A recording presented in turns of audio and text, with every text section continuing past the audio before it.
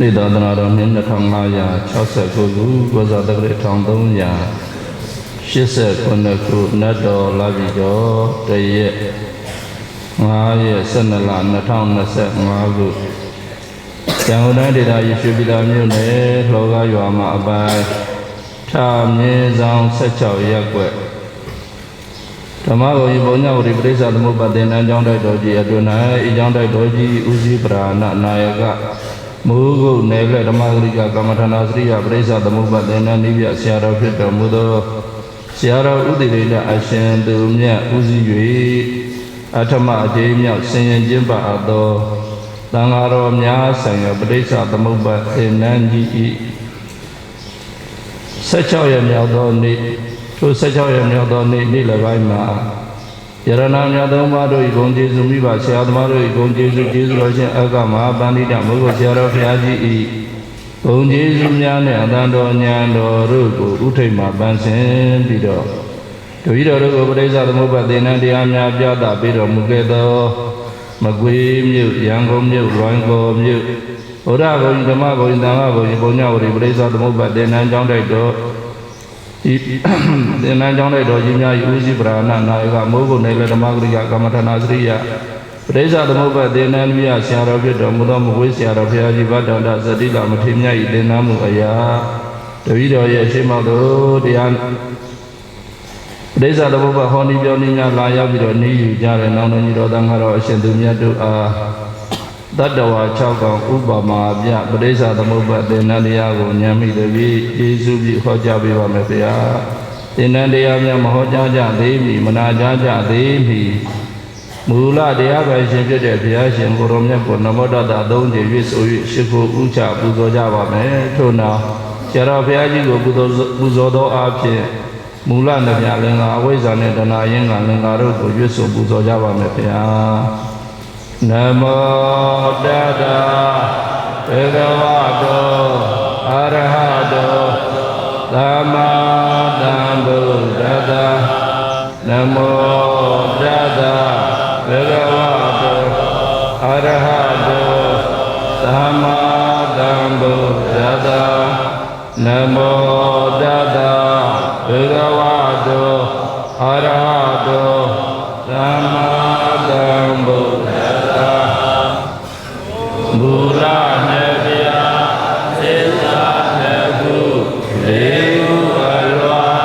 အင်္ဂါ12ပါးတရားကိုများနှင့်သုံးပါးအစနယမူလ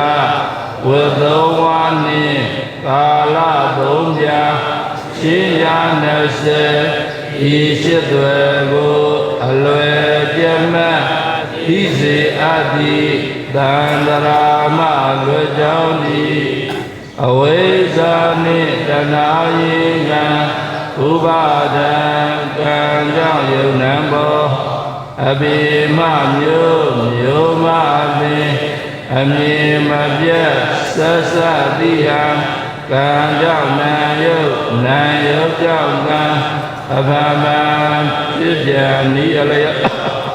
ယမတကြသာတိများကထင်ရှားပြုခြင်းစီရင်ပန်ခြင်းအကြောင်းရင်းကြောင့်လူလက်များစွာတတ္တဝါတို့ဖြစ်လာရမှု ဉာဏ်ဖြင့်ရှုရလျောသာဓုသာဓုသာဓုအင်္ဂါ12ပါးတရကိုများနဲ့အင်္ဂါဘယ်နှပါးရှိတာပါလဲဗျာအင်္ဂါ12ပါးကအဝိဇ္ဇာသင်္ခါရဝိညာဏ်နာယုတ်သာလယရဏခါတဝေဒနာတဏှာဥပါဒံဘဝသာတိသရမရဏတို့ဖြစ်ပါသည်ဗျာဒါအဝိဇ္ဇာကိုတရကိုကောက်မယ်ဆိုရင်ဘာကောက်မလဲဗျာမောဟကောက်မှာပေါ့ဗျာအကုသိုလ်စိတ်12ပါးနဲ့12ပါးမှာရှင်းတဲ့17ပါးမှာရှိတဲ့ဘာကိုကောက်မှာလဲမောဟကောက်မှာပေါ့နော်ဗျာသင်္ခါရကိုကောက်တဲ့အခါကျရင်တော့လောကီဘာကိုကောက်မှာကုသိုလ်အကုသိုလ်မှာရှိတဲ့ဟုတ်လားစေတနာကိုကောက်မှာပေါ့ဗျာနော်သင်္ခါရပစ္စယဝိညာဉ်ဆိုရင်တော့ဝိညာဉ်အရာဟုတ်လားဘာတွေကောက်မှာလဲလောကီဝိပတ်တွေကောက်မှာပေါ့နော်နောက်ပြီးတော့ဝိညာဏပစ္စယနာမရူပံကြတော့ဟုတ်ရလားဒီသင်္ခါရပစ္စယဝိညာဉ်ဆိုလို့ရှိရင်တော့ပရိဒါလေးဝိညာဉ်တွေကောက်မှာပေါ့နော်ဝိညာဏပစ္စယနာမရူပံဆိုတော့နာမရူပံကြတော့ဒါဟုတ်ရလားပုဂ္ဂိစိတ်တွေပုဂ္ဂိဟုတ်ရလားဟောဒီစိတ်တွေကောက်မှာပေါ့နော်နာယုတ်အရှင်ဘုရားတို့နာကတော့လောကီစေတသိက်ကောက်ပေါ့ဗျာနာဟုတ်လားယုတ်ကတော့ကမ္မစယုတ်ကောက်ပေါ့ဗျာနော်နာမရူပပစ္စယပါတယ်သလာယရဏအဓိကပြောချင်တာတော့သလာယရဏအာယရဏဘယ်နှပါတော့6ပါးအတွန်းအာယရဏ6ပါးဟုတ်လားအတွန်းအာယရဏ6ပါးဆိုတာဘာတော့မျက်စိနာနှာခေါင်းရှားကိုယ်စိတ်ပြန်ပြောပါဦးဗျာမျက်စိနာနှာခေါင်းရှားကိုယ်စိတ်ဟုတ်လားသံတရာကိုကျင်းအောင်လုပ်တတ်တဲ့တရားလားကျေအောင်ချက်တတ်တဲ့တရားလားသံတရာတူအောင်လုပ်တတ်တဲ့တရားလားရှည်လျားအောင်လုပ်တတ်တဲ့တရားလားအာယရဏဘယ်နှပါးပါလဲ6ပါးအဲ့ဒီအာယရဏ6ပါးတတ္တဝါ6ကောင်နဲ့ဥပမာတူတယ်ခွဲလားဗျာဘာနဲ့ဥပမာတူတဲ့တတ္တဝါ6ကောင်နဲ့ဥပမာတူတယ်ခွဲလားသလာယရဏဝကတန်ယုတ်အာတိဝိသောပမဝတ်မှာပါတဲ့ဟုတ်လားသဗ္ဗာနကောပမသုတ်ဆိုတာရှိတယ်နော်ဗျာသဘာနကောပမသုတ်သဗ္ဗာနကောပမသုတ်ဟုတ်လားစာက6ပါးဘာနကတတ္တဝါဥပမာကတော့နှိုင်းရှင်ပြတာပေါ့ဗျာနော်သတ္တဝါ6ကောင်နဲ့နှိုင်းရှင်ပြတယ်ဘာလို့သုတ်အဲ့ဒါကိုဘာသုတ်လို့ခေါ်တော့ဗျာသဗ္ဗာနကောပမသုတ်ဟုတ်ပြီလားဗျာအဲ့ဒီမှာဘုရားရှင်ကိုရောမြတ်ကခြေသားတို့တဲ့သတ္တဝါ6ကောင်ရှိတယ်ဘာ6ကောင်ရှိတယ်တဲ့သတ္တဝါ6ကောင်ရှိတယ်တဲ့နံပါတ်1ကမွေတဲ့နံပါတ်1ကဗါတဲ့မွေဟုတ်ရလားနံပါတ်2ကမီးကြောင်နံပါတ်2ကဗါတဲ့မီးကြောင်နော်မီးကြောင်မဟုတ်သေးဘူးမျက်စိရဲ့ဘာတော့နာဟုတ်တယ်မီးကြောင်နော်နံပါတ်3ကငှဲ့နံပါတ်3ကဘာတော့ငှက်စင်လို့လည်းခေါ်တာပေါ့ဗျာနော်နံပါတ်4ကအိမ်ခွေးနံပါတ်4ကဗါလဲနံပါတ်3ကတောခွေးခွေးအားပြောတာပေါ့ဗျာဟုတ်လားနံပါတ်5ကဘာလို့ခွေးအားနံပါတ်4ကအိမ်ခွေးနံပါတ်5ကဗါလဲခွေးအားနံပါတ်6ကမြောက်နံပါတ်6ကဘာလို့မြောက်ဒါတော့အရှင်ဘုရားတို့သိပြီးသားပါနော်အဲ့ဒီသလာယရဏဝတ်မှာလာတဲ့ဖွယ်လာသုတ်တွေဟာလည်းပဲအင်မတန်မှမှတ်သားဖို့ကောင်းပါလေခင်ဗျာအဲဒီတော့အရှင်ဘုရားတို့တတ္တဝါဘယ်နှကောင်ပါလိ6ကောင်6ကောင်ကနံပါတ်1ကဘာလဲငွေနံပါတ်2ကမီးကြောင်နံပါတ်3ကငှက်နံပါတ်4ကအိမ်ခွေးနံပါတ်5ကတောခွေးနံပါတ်6ကမြောက်နံပါတ်1မွေးဆိုတာကတော့အရှင်ဘုရားတို့ မွေကပြောင်းတလင်းအရမှာမကြိုက်ဘူးရှုပ်ထွေးတဲ့အရမှာကြိုက်တယ်နော်ခြုံခြုံကြတော့ဟဲ့လားမြတ်တော်တယ်တို့အဲ့ဒီလိုနေရာမျိုးတွေမှာကြိုက်တယ်ဒါကြောင့်မွေကရှင်းတာကြိုက်တာလားရှုပ်တာကြိုက်တာလားရှုပ်တာကြိုက်တာပေါ့နော်အဲနံပါတ်2တတ္တဝါကကြတော့မိချောင်းကတော့မိချောင်းကကြတော့အေးအေးဆေးဆေးနေချင်တာနော်အေးရေထဲကနေပြီးတော့အပေါ်တက်ပြီးတော့ကုန်းပေါ်တက်ပြီးတော့တစ်ခါတလေအသေးကြီးလိုပဲဟုတ်ရလားအေးဆေးဆေးမနေဘူးလားနေပါလေဟုတ်ရလားနံပါတ်3တတ္တဝါကတော့ငှက်ဆိုတာကတော့တခြားကြိုက်တာလားကောင်းငင်ကြိုက်တာလားကောင်းငင်မဟုတ်မကြာခဏမပြန်ဘူးလားပြန်သလားသူလောင်ရင်းနဲ့ထည့်ထားရင်ပျော်ရဲ့လားကျိုးနဲ့ကြီးထားရင်ပျော်ရဲ့လားမပျော်ဘူးသူကတော့မပြန်ခြင်းဘူးလားပြန်နေတာလားကောင်းငင်ကိုပြန်နေတာဒါကြောင့်ငှက်ကကောင်းငင်ကိုကြိုက်တယ်နံပါတ်4ခွေးကကြတော့အစားအသောက်ကြိုက်တယ်သူကကြတော့ဟုတ်ရလားဘယ်လိုမကြာခဏသွားတော့မိဖို့ကြောင့်နာကိုမကြာခဏသွားတော့ပေါ့နော်ဟုတ်ရလားခုတ်တာထက်တာကြားလို့ရှိရင်ချက်တာပြုတ်တာကြားလို့ရှိရင်ဘယ်နာသွားတော့မိဖို့ကြောင့်နာသွားတယ်တဲ့နောက်တောခွေးရကြတော့အရှင်ဘုရားတို့အပုပ်အဆက်တွေစားပြီးတော့အိတ်တာကိုကြိုက်တယ်အပုပ်အဆက်တွေစားပြီးတော့ဗါရဲတယ်ညကြတော့အပုပ်အဆက်တွေလိုက်ရှာပြီးတော့စားတယ်နေကြရင်တော့အဲ့ဒါအရှင်ဘုရားတို့သုတ်တန်တစ္ဆတင်းကျင်းဝါတော့မှာဘုရားကတော့ခွဲလာပြီးတော့ဒီလိုလိုငယ်ကတော့ပေါ်တယ်ပေါ့ဗျာနော်ခွေးရတယ်အင်မတန်မှခွေးရဦးလွန်းလို့ရှိရင်ကြောက်တယ်ဟုတ်လားအခုခါကြတော့လေတောတွေအရက်တွေမှာခွေးရသိပ်ပြီးတော့မရှိဘူးတပည့်တော်တို့ကိုရင်းဘဝကိုပဲတပည့်တော်တို့အရက်တွေမှာဆိုရင်ခွေးရတော်တော်ပေါ်တယ်ဥပုံနေဆိုရင်ကျောင်းသားတွေကဘုံကျောင်းသားတွေကစာမဘူးလေစာမဘူးတော့တဲ့ထင်းပွေလွတ်တာကိုဘုံကြီးကထင်းသွားပြီးတော့ထမ်းရတယ်ဆို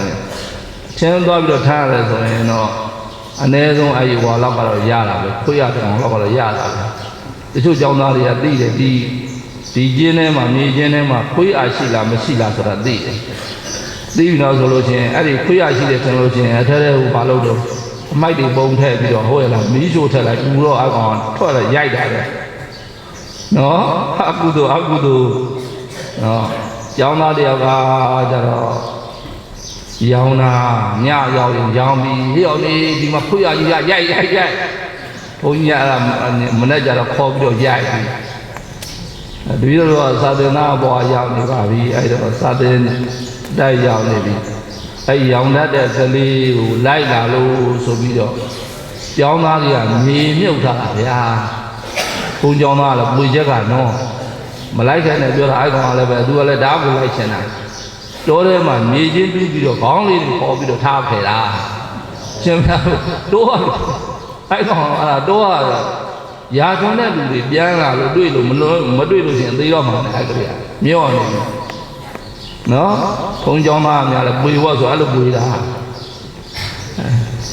ဟဲ့လားတောကွေးပေါ့ဗျာတောကွေးဆိုတာတခြားပြောတာလားခွေးအောင်ပြောတာလားခွေးအားနော်နောက်တစ်ကောင်ကတော့အရှင်ဘုရားတို့ဘာလို့မြောက်ကတော့သစ်ပင်ကိုကြိုက်တာပေါ့အမြင့်ကိုမတက်ချင်ဘူးလားတက်ချင်သလားတက်ချင်ပါတယ်တဲ့အဲ့ဒီတတ္တဝါ6ကောင်ကိုအရှင်ဘုရားတို့ကျိုးနဲ့စီးထားဒီဟိုရလားငွေကိုလည်းပဲကျိုးနဲ့ချီဒါမှမဟုတ်ခါကျိုးနဲ့ချီမိချောင်းလည်းကျိုးနဲ့ချီထားနောက်ပြီးတော့ဘာတော့ငှက်လည်းကျိုးနဲ့ချီဟုတ်လားနောက်ပြီးတော့ဘာတော့အိမ်ခွေးလည်းကျိုးနဲ့ချီတော့ဝေးလည်းပဲကျိုးနဲ့ချီဟုတ်လားမြောက်လည်းပဲကျိုးနဲ့ချီတော့ကျိုးကြီးထုံးထားလို့ရှိရင်အဲ့ဒီ6ကောင်ဟာတခါတလေကြလို့ရှိရင်ဟောဒီငွေကဘယ်ကိုဆွဲမှန်းတော့ငွေကခြုံထဲကိုဆွဲမှာဟုတ်လားရှုပ်တဲ့နေရာကိုဆွဲမှာမွေကအာတန်မင်းလို့ဆိုရင်ကျန်တဲ့9ကောင်ကလိုက်ပြီးတော့မသွားဘူးလားသွားသလားသွားတယ်တခါတလေကျတော့မိချောင်းကရေထဲဆွဲမယ်ဆွဲလို့ရှိရင်ကျန်တဲ့တတ္တဝါတွေကဟုတ်လားသူထုံးထားတာကျိုးကတခုတည်းထုံးထားတာဆိုတော့ gain မိချောင်းဆွဲရဘူးတခါလေကျတော့မလိုက်ရဘူးလားလိုက်ရတယ်လားတခါတလေကျတော့လည်းအရှင်ဘုရားတို့ငှက်တာအာတန်တဲ့အခါကျတော့အဲ့ဒါအကုန်လုံးကျန်တဲ့9ကောင်ကကောင်းငုံတော်တိုင်ပါသွားမယ်နောက်တခါတလေကျတော့လည်းပဲအိမ်ကွေးစားကြရတော့ဆရာများဟောပြတဲ့အခါကျတော့အိမ်ကွေးကအာတန်နဲ့အဲ့ဒီခါကျတော့ဆွဲသွားတော့ကျန်တဲ့9ကောင်ကမလိုက်ရဘူးလားလိုက်ရပါတယ်တခါလေးကျတော့လည်းပဲခွေးလားဟိုတောကွေးပေါ့ဗျာတောကွေးကအပုပ်စားစားပြီးတော့အိတ်ချင်တဲ့အခါကျတော့လည်းပဲအရှင်ဘုရားတို့ ဟုတ်ရလားအိတ်တဲ့နေရာဆွဲသွားလို့ရှိရင်တော့ခွေးနောက်ကိုကျန်တဲ့တတ္တဝါ၅ကောင်ကမလိုက်ရဘူးလားလိုက်ရပါတယ်နော်အေးနောက်တစ်ကောင်ကတော့မြောက်ပေါ့ဗျာမြောက်ကအာတန်တဲ့အခါမြောက်ကဆော့ကျင်တဲ့အခါကျတော့တစ်ပုံမော်တက်ပြေးပြီးတော့ဆိုရင်တော့ပဲကျန်တဲ့တတ္တဝါတွေကပါသွားရတယ်တဲ့ဟုတ်ရလားအေးဒါကတော့အရှင်ဘုရားတို့ဒီ၅ကောင်ကိုမပြေးနိုင်အောင်တိုင်းတိုင်းမှာရှိထားဟုတ်ရလားတိုင်းတိုင်းမှာဘာလို့ထားမှာရှိထားခိုင်ခန့်တဲ့ကျိုးနဲ့ချိထားမှာနော်တိုင်းတိုင်းမှာဘာနဲ့ချိမလို့ခိုင်ခန့်တဲ့ကျိုးနဲ့ချိထားပထမတော့ဒီကောင်းနေယုံတော့ယုံမှာပဲဟုတ်ရလားသူတို့နေကြနေရမဟုတ်ဘူးလေတိုင်းဆိုတာနေကြနေရမဟုတ်တော့ကိုအာတာရမယုံလားယုံမှာလားယုံမှာပေါ့ဒီငွေကလည်းပဲသူကအရှုပ်ထဲကိုသွားခြင်းမှာပဲနော်မိချောင်းကလည်းပဲဟိုလိုက်ရေထဲသွားခြင်းမှာပဲနော်မြောက်ကလည်းပဲတစ်ပြမော်တက်ခြင်းမှာပဲဆိုတော့တက်ခြင်းတော့ယုံမှာပဲဒါပေမဲ့လို့ကျိုးကမခိုင်ခန့်လားခိုင်ခန့်လားခိုင်ခန့်တော့ကျိုးတစုံနဲ့မယုံနိုင်ဘူးဟုတ်လားကြားလာတော့အဲ့ဒီခြေတိုင်းမှာဝတ်ဆင်းပြီးတော့သွားရမယ်တဲ့ဒါကဥပမာကိုပြောတာပါသူ့ရဲ့ဥပမေရကတော့အရှင်ဘုရားတို့ဒီဟုတ်ရလားနံပါတ်1ပါလဲမွေးသူ့ရဲ့ဥပမေရဘာကိုပြောတာလဲမျက်စိကိုပြောတာဘာကိုပြောတာလဲမျက်စိကိုပြောတာအဲဟွာလေးတွေလင်္ကာလေးအရင်ကြည့်လိုက်အောင်ပါဗျာနော်လင်္ကာလေးအရင်ကြည့်လိုက်သနိတာယာမဆရာတော်ကြီးရဲ့ဟွာလေးလင်္ကာလေးတွေပါဗျာမျက်စိဆိုတာငွေပမာလွန်စွာအရှုပ်ကြခေါင်းစဉ်လေးတတ်ထားအောင်နော်သဗ္ဗနဘောပမတုလို့ခေါင်းစဉ်လေးတတ်ထားမျက်စိဆိုတာငွေပမာလွန်စွာအရှုပ်ကြ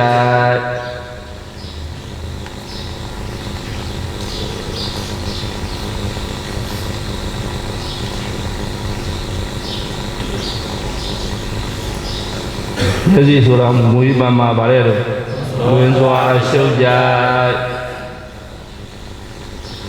နာဆိုတာဟာမိကြောင်းပမာလွန်စွာအေးကြနာဆိုတာဟာမိကြောင်းပမာလွန်စွာအေးကြ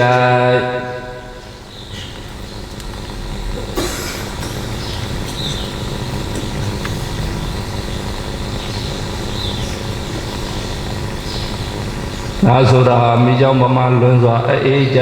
ပြီးပြီလားငှက်ဆိုတာဟာ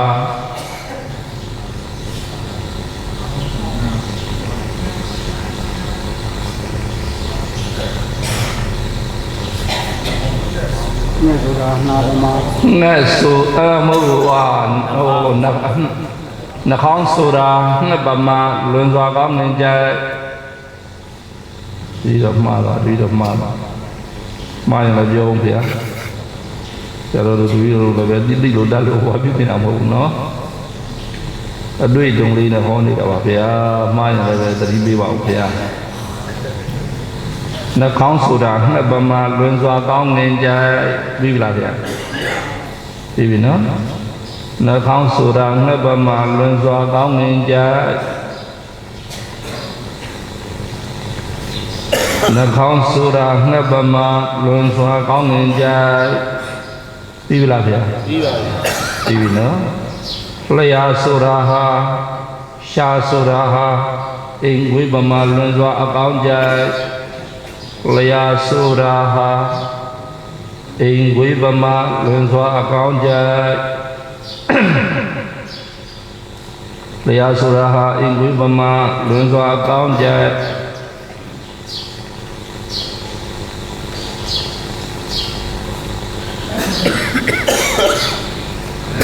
နောက်ကဆရာတော်လေးတွေပြီးပြီလားဗျာ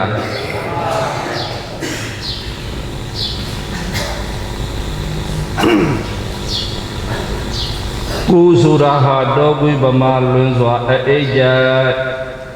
ကိုဆိုတာဟာတောကွေးပမာလွန်စွာအိတ်ကြကိုဆိုတာဟာတောကွေးပမာလွန်စွာအိတ်ကြ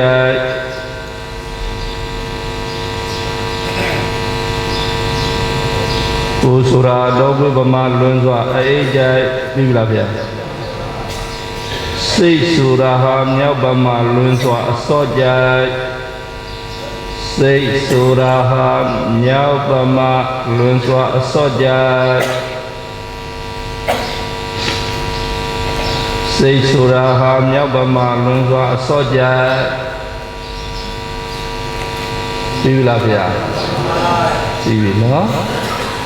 မျက်စိကဘာနဲ့ဥပမာတူငွေနဲ့ဥပမာတူတယ်နားကမိချောင်းနဲ့ဥပမာတူတယ်နှာခေါင်းကငှက်နဲ့ဥပမာတူတယ်ရှားကအိမ်ဝင်းနဲ့ဥပမာတူတယ်ကိုယ်ကရောဝင်းနဲ့ဥပမာတူတယ်စိတ်ကတော့မြောင်းနဲ့ဥပမာတူတယ်တဲ့အဲ့ဒါစနိဒာရောင်ဆရာတော်ကြီးရဲ့လင်္ကာလေးပါဗျာဆိုကြည့်ပါဦးဗျာ၃ခေါက်လောက်ပြီးတော့ပြပါဦးဗျာမျက်စိဆိုတာဝေမပါလောဘရှုပ်ပြ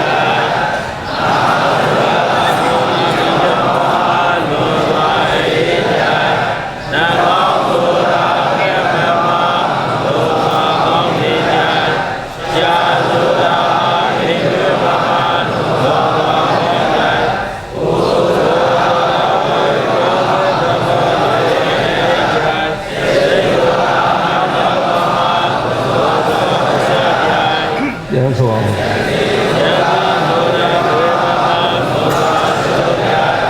နာဆိုတာမိကြောင့်ဗမာလွန်စွာအေးကြနှာခေါင်းဆိုတာငှက်ဗမာလွန်စွာကောင်းမွန်ကြလျှာဆိုတာအိမ်ဝိဗမာလွန်စွာကောင်းကြဘူဆိုတာကောင်းဝိဗမာလွန်စွာအေးကြစိတ်ဆိုတာမြောက်ဗမာလွန်စွာစော့ကြမျက်စိကဘာနဲ့ဥပမာတူတယ်ငွေနဲ့ဥပမာတူတယ်ငွေဆိုတာကရှင်းတာကြိုက်တာလားရှုပ်တာကြိုက်တာလား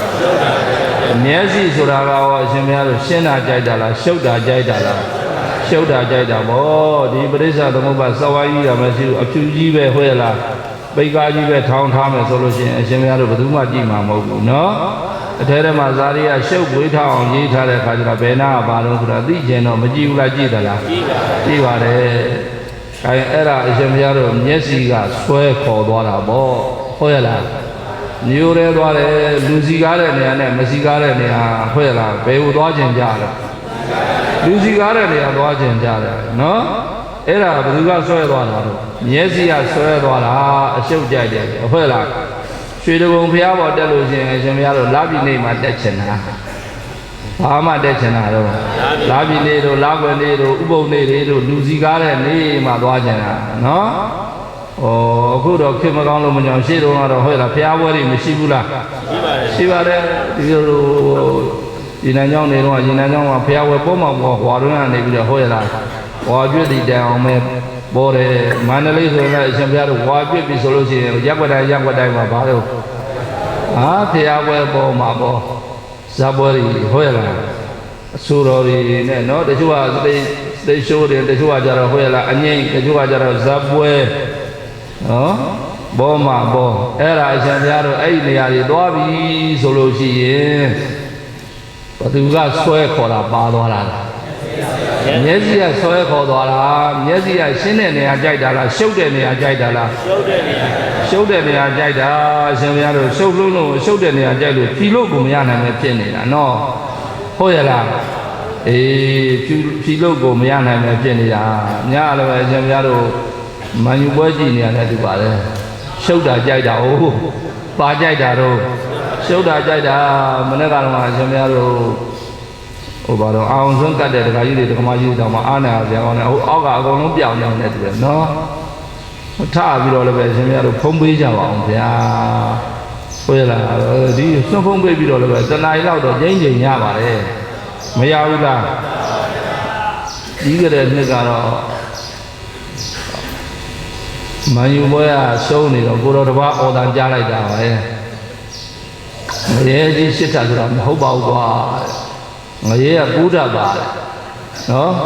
ငါတို့မန်ယူအားပေးတဲ့ကောင်တွေလည်းပဲဘောလုံးပွဲအားပေးပြီလို့ဆိုငရေကြတာလည်းအတူတူပါပဲလေပူလောင်ရတာလေဟုတ်ရဲ့လားအေးအရှင်မရဟောငရေကြတာလည်းအတူတူပဲတဲ့အဲအဲ့ဒါမန်ယူပွဲကိုအရှင်မရတို့ကြည့်ကျင်တာလည်းပဲ ဒါမျက်စိကဆွဲခေါ်လို့မို့ကြောင့်ကြည်တာဆွဲလာဗျာဟိုဘက်ကတယောက်ဒီဘက်ကတယောက်ချင်းကြရင်ရှင်ပြတော့အဲ့လောက်ကြည့်ချင်မှကြည့်မှာနော်ဟိုတခါကြီးတယောက်ပြောသလိုပဲတခါကြီးဘောလုံးပွဲကြည့်အောင်ဆိုတာရှင်ပြလည်းမကြည့်ချင်ပါဘူးတဲ့ဘာဖြစ်လို့တခါကြီးဝါသနာမပါပါဘူးတဲ့ဒီကောင်နေတယောက်တစ်လုံးကိုဟုတ်လားဟိုဘက်ဆက်တယောက်ဒီဘက်ဆက်တယောက်ဟုတ်လားတယောက်တစ်လုံးစီဘောလုံးပေးထားတော့လည်းဘယ်သူမှလူမကမ်းပါဘူးနော်အေးဝါသနာဟောရလားဒီကူအာတန်ရပေါ့ဗျာနော်ဗါတဲ့အာတန်ရဘယ်သူလို့မသိဘူးဟိုဆရာတော်ဥကောတန်ကလာပါလာတော့မသိဘူးနော်ပြောတန်ကြအောင်တာပါ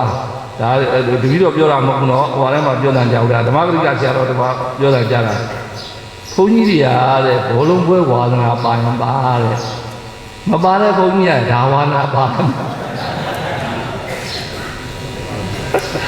အမမဟုတ်ပါဘူးနော်ဟိုရလားမကြည့်တဲ့ဘုန်းကြီးတွေလည်းပဲရှိပါတယ်ဒါပေမဲ့ရှိပေမဲ့နော်ဒါဝါသနာမပါတဲ့ဘုန်းကြီးတွေလည်းပဲအများကြီးပါမဟုတ်ဘူးလားကိုတရားလေးကိုအလုပ်လုပ်နေတယ်အဝါပြတယ်ကိုတရားလေးကိုလုပ်နေတာကိုပရိလေးကိုစိတ်နေကြတဲ့ဆရာတော်တွေလည်းပဲအများကြီးပါပဲဗျာအဲ့ဆရာတော်ဥပ္ပောတာကပြောတာပါပဲဟောတာကြားဘူးတာပါနော်ထေရဝါဒဓမ္မစရိဆရာတော်ဥပ္ပောတာကပြောတာကြားဘူးတာပဲမန်ယူမရှိတဲ့နေ့ငါနိဗ္ဗာန်ရတဲ့နေ့ပဲဟေးတယ်မန်ယူကတော့ရှိဦးမှာပဲသူကတော့သိချင်းသိမှာဟုတ်လားသူကတော့ပြန်တော့ချင်းပြန်တော့မန်ယူကတော့ရှိဦးမှာပဲအားပေးတဲ့လူတွေတော့ရှိနေမှာပဲရှိနေတယ်ဗျလည်းပဲစိတ်ချမ်းသာတဲ့အခါရှိသလိုစိတ်ဆင်းရဲတာရှိမှာပဲဘောလုံးပွဲဆိုတာအမြဲတမ်းနိုင်နေတဲ့အသိဉာဏ်လုံးများရှိသလားမရှိပါဘူးနိုင်တဲ့အခါရှိတယ်လို့ရှုံးတဲ့အခါလည်းဘာလို့မှန်းတော့ရှိမှာပေါ့အဲ့ဒါလောကဓာတ်နဲ့အရှင်ဘုရားတို့ဟုတ်ရလားနိုင်တဲ့အခါကျတော့ပြုံးရှုံးတဲ့အခါကျတော့ဘာလို့မမုန်းနဲ့အရှင်ဘုရားတို့ဒိုင်းလည်းပဲမုန်းဒေါသဖြစ်တယ်နော်နိုင်မြန်တော့လောဘဖြစ်တယ်ရှုံးမြန်တော့ဘာဖြစ်တော့ဒေါသဖြစ်တယ်လောဘဒေါသဆိုတာကုသိုလ်လားအကုသိုလ်လားအကုသိုလ်လောဘနဲ့သေပါတဲ့တို့ရိတ်တာပြီတဲ့ဟုတ်ရလားလောဘနဲ့သေပါတဲ့တို့ရိတ်တာပြီအပေဘက်ကလည်းဖယ်ရောက်နေမှမသိခွက်တရလဲသိတာဟောဘုရားဆရာတော်တို့အပေကိုမကြလားဘူးလေတူတယ်အပေဘက်ကိုရှာမတွေ့တော့အပေတကားပြေးပြီးပြောတော့မှာပဲသိကြတယ်ဟောဒီမှာဟုတ်ရလားကိုင်းဒီတော့လောဘနဲ့သိရင်ဗါတဲ့ရိတ်တာကြီးတဲ့ဒကာကြီးတယောက်ကတော့ပြောတယ်ဆရာတော်တဲ့တပည့်တော်ကတော့မသေးနိုင်လို့များဆန့်ငယ်ဖြစ်နေလို့ဂိုးလို့အော်ချကိုလို့အော်ရင်တော့ဒီတော့သေးပြီတဲ့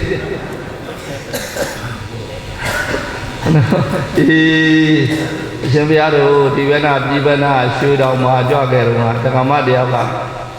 ဘုံဘုရားတဲ့ပြီးတော့အိမ်လာပြီးတော့ဟောရလာရေစက်ချပြီးသားမှာဘုရားတဲ့။ဝါပြုပြီးတော့ဝါပြုကျသင်္ကန်းလဲလှူကျင်လို့ပါဘုရားတဲ့။ဆွမ်းလဲလှူကျင်လို့ပါတဲ့။အဲ့တက္ကမတွေကဆွမ်းလဲကကြ။ကျောင်းမှာနေစုကမှာခင်ဗျားလည်းတရားစခန်းရကြီးကျောင်းလည်းပဲယောဂီတွေလည်းပဲဟောလာဆွမ်းကောက်မှာမယ်မလိုက်တော့ပါဘူးလို့ပြောတော့အကျောင်းတွေဘုန်းကြီးကဘုန်းကြီးဝိသောဒနာကြွအောင်ပါဗျာတဲ့။မျိုးရဲလည်းရောက်ပြီးရှိတာပေါ့ဗျာ။ကြွတော့အိမ်မှာရေစက်ချပေးခဲ့ရတယ်ပေါ့။တက္ကမကြီးအဲ့ဒီဓမ္မရဲ့အမေကသေးတာဘလောက်ထိအောင်ဇာကဝါဒနာပါတော့ဆိုလို့ရှိရင်ဥရိယဟိုရလားဟိုတုန်းကနော်မင်းသားတွေမင်းသမီးတွေပေါ့ဗျာဟိုတုန်းကအဗမာတွေတားဆွဲခဲ့တာမဟုတ်လားအကျွန်းစောတို့အပွန်စောတို့ဒီမှာအိုက်ဇာကားတွေနောက်ပြီးတော့ကလားကားတွေတဲ့အရှင်ဘုရားတို့ကလားကားဆိုလို့ရှိရင်အပိုင်းတော်မှာ900လောက်ရှိဘူးပေါ့တနေ့ကို2ပိုင်းလာတာတရက်မှမပြတ်ဘူးလေအဲ့ဒီဓမ္မကြီးကလထိုင်ဝထိုင်ပြီးတော့စစ်သိတော့ပြီးတော့အဲ့ဒီအချိန်ဆိုလို့ရှိရင်အမြဲတမ်းကြည်တာလေသေးသွားတော့လည်းပဲအဲ့ဇက်ကားကြည်ရင်းနဲ့ပဲကလထိုင်မောသေးသွားတာနော်သေးလဲသေးပြီးတော့အရှင်ဘုရားတို့မကြွပဲပြည့်နေတာအဲ့ဒီဓမ္မကြီးကအကုန်လုံးမီးတွေမိတ်ထားပြီးတော့ဆိုရင်ညဆိုရင်တီဗီလာခွတ်တာလေအရှင်ဘုရားတို့နော်တီဗီကြီးကယောဂမပေါ်ဘူးတဲ့တစ်ချက်နဲ့မြင်နေရတယ် ဘုံဘုံနဲ့မိမိတ်လိုက်တာနဲ့တကယ်နဲ့တန်းလာဖွင့်တာတဲ့တပည့်တော်အမေကမပြုတ်ဘူးနဲ့ပြည်လေတရားထိုင်နဲ့လိုက်ဘူးဗျာတဲ့တပည့်တော်ကတော့တရားစခန်းသွားဘူးတာတဲ့တရားထိုင်တယ်ပဲတရားစခန်းလည်းပဲမလိုက်ဘူးဥပုသ်ဆောင်လည်းမလိုက်ဘူးတဲ့တနေ့ကုန်တနေ့ကအဲ့ဒါမြန်မာစကားကြည့်ကြည့်မကြည့်အဲ့နိုင်ငံစကားတွေကြည့်ရပဲတဲ့နော်အေးအရှင်ဘုရားတော့အဲ့ဒါဒီဗီကြီးကိုခင်းပြီးတော့ဇာကားတွေခင်းပြီးတော့သိတဲ့အခါကျတော့ဒီဗီကြီးနားမှာဟုတ်လားဒီဗီဆောင်နဲ့ဘာကြီးပြည့်နေရလဲပြိတ္တာကြီးလာပြီးတော့ပြည့်နေတာအရှင်ဘုရားတော့မကြွဖဲပြည့်နေတာနော်သွားပြီးတော့ရေစက်ချပြရတယ်နောက်တစ်ပိုင်းမှာမရောက်တဲ့ခါကျတော့မေးလည်းမမေးပြပေါင်းကျွတ်သွားလိမ့်လားမကျွတ်သွားလိမ့်လားမသိဘူးနော်အရှင်ဘုရားတို့လည်းပဲအဲ့လိုဖြစ်နေဦးမယ်မန်ယူနာသွားပြီးတော့ပြိတ္တာကြီးသွားဖြစ်နေဦးမယ်ဟုတ်လားမန်ယူပွဲလာတဲ့အချိန်ဆိုလို့ရှိရင်ထထားပြီးတော့ကြည့်ရတယ်ဟုတ်လား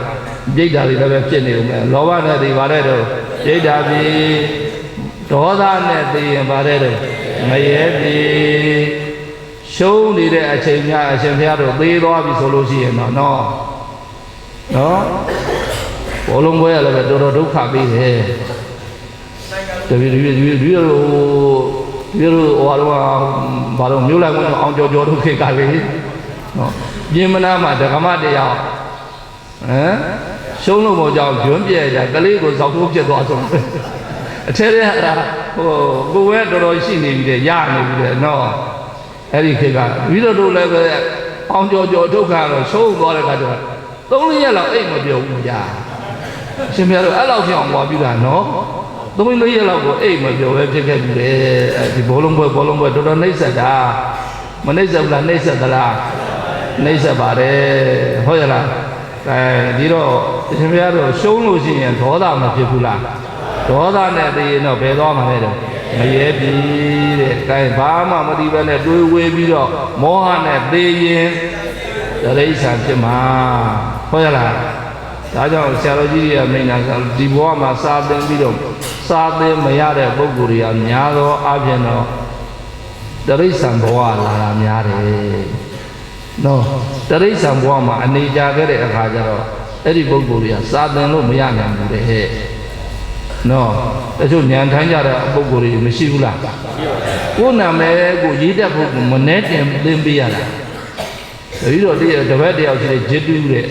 ဘယ်လောက်စာသင်တယ်မသင်လို့မရဘူးပြီးတော့၄ဝလုံးတော့ဘယ်မှမကြောပဲနဲ့အဲကျောင်းတိုင်းဘုန်းကြီးတို့က၄ဝလုံးစာသင်ပေးတာမရဘူးဗျာအဲ့မှာစာမတတ်ဘူးဩငါတပည့်စာမတတ်ဘူးဆိုတော့သင်္ချာလေးတော့တတ်အောင်သူများအလိမ်မခံအောင်ဆိုတော့သင်္ချာသင်လဲမတတ်ဘူးဗျာခေရီနဲ့ဟောဒီမှာတလုံးချင်းပေါင်းပြတာကိုမပေါင်းနိုင်ဘူးတရားပြင်ကိုနောက်ဟောမပြဘူးဗျာဟုတ်လားအခုအမေအကောင်တွေကထိုင်းရောက်ပြီးတော့လှုပ်နေတာတော်တော်ကြားနေပြီနော်ဘာမှမရေတတ်တော့အဲ့မှာတထေးကသူတထေးကကောင်းတဲ့အခါကျတော့ရွာဘက်ကိုလွှဲပြီးတော့သူတထေးကိုယ်တိုင်လွှဲပြီးတယ်ဒီကောင်တွေဖြင်းမှန်းသည်လို့အဲ့လိုတော်သေးရပါတော့အေးစိတ်ကောင်းစေနာကောင်းလေးရရှိတယ်ပြီးတော့ဒီမှာလာပြီးတော့ဟင်းပါညာလာယူတဲ့အဲကားမောင်းတဲ့ကောင်လေးရဲ့အကူကြီး2 ယောက်လုံးစာမတတ်ဘူးသင်တာပဲမတတ်ဘူးဗျာဟုတ်လား